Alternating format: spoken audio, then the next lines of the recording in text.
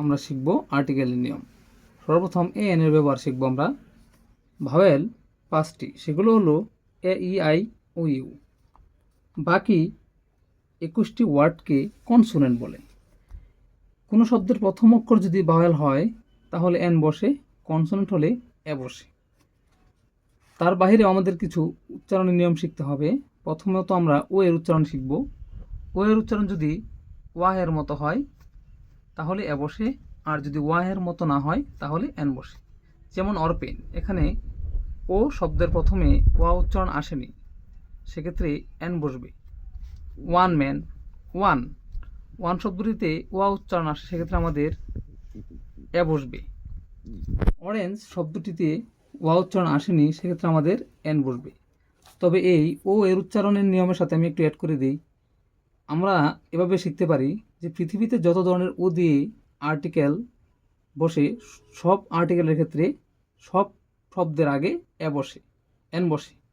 শুধুমাত্র ওয়ান শব্দটির আগে এ বসে। তারপরে আমরা শিখব এসের উচ্চারণ। এসের উচ্চারণ যদি হয়ের মতো হয় তাহলে এ বসে, কনসোনেন্টের মতো হলে এন বসে। যেমন অনেস্ট, এখানে এসের উচ্চারণ সরয় আসছে, সরয়, সেক্ষেত্রে হবে এন, অনেস্ট। হাউস, এখানে হ উচ্চারণ আসার কারণে এখানে এ বসবে। আওয়ার, এটা হাওয়ার না, এটা হবে আওয়ার, আওয়ারের জন্য এখানে এন বসবে। হোস্টেল, হ উচ্চারণ আসার কারণে এখানে এ বসবে।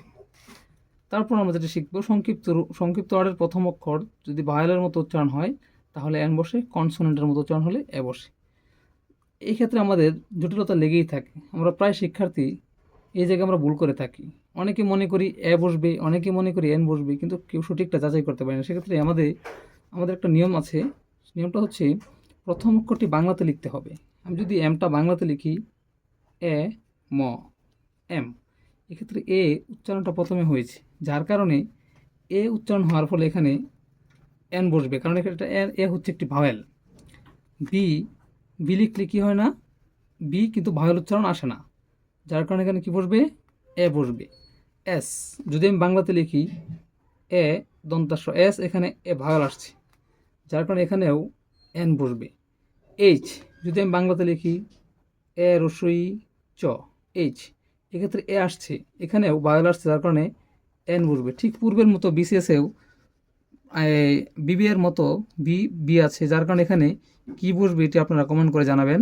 এই ছিল আমাদের আজকের ক্লাস, এবং পরবর্তীতে আমাদের এই ক্লাস সম্বন্ধে যে কোনো ধরনের প্রশ্ন থাকলে আপনারা প্রশ্ন করতে পারেন। আমি ইনশাআল্লাহ নেক্সট ক্লাসে এগুলো উত্তর দেবো।